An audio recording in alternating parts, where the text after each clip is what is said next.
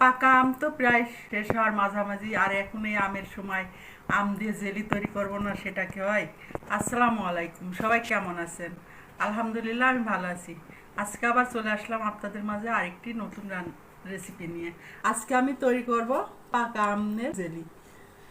তো পাকা আমের জেলি তৈরি করার জন্য প্রথমে আমি দুটো গাছ পাকা ট্যাংরা আম নিয়েছি।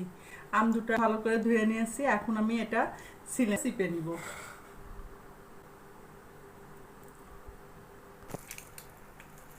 এতো দুইটা আম সুন্দর করে চিপে নেওয়া হয়ে গেছে। এখন আমি এগুলা একটা স্টিলের ছাঁকনিতে ছেঁকে নিব।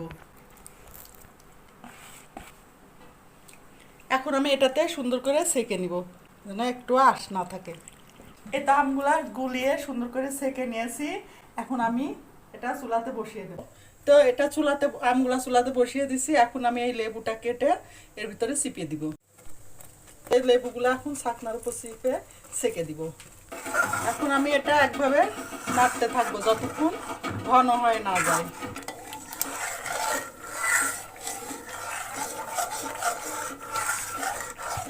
যেহেতু এটা ন্যাংরা আম দিয়ে তৈরি করছি, তাই এর ভিতরে সামান্য একটু চিনি দিয়ে দিব। এখন এটা অনবরত নেড়ে নেড়ে ঘন করে নেব। তো দেখুন আমার জেলিটা তৈরি করা হয়ে গেছে। এখন নামিয়ে নিব।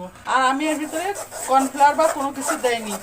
আর আপনারা চাইলে বেশি সময় যদি রান্না না করতে না চান, তাহলে কর্নফ্লাওয়ার দিয়ে তাড়াতাড়ি ঘন করে নিতে পারেন। এখন এটা নামিয়ে নেব। আর ঠান্ডা হলে একটা এয়ারটাইট বয়ামে ঢেলে রেখে দিব।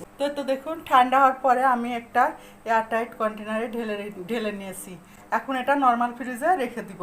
নর্মাল ফ্রিজে রেখে দিলে 5-6 মাস ভালো থাকবে। যেহেতু এখন পাকা আমের সময়, আপনারা চাইলে বাসায় এভাবে সহজ পদ্ধতিতে এই জেলিটা তৈরি করে খেয়ে দেখতে পারেন। খেতে মাশাআল্লাহ খুবই সুন্দর।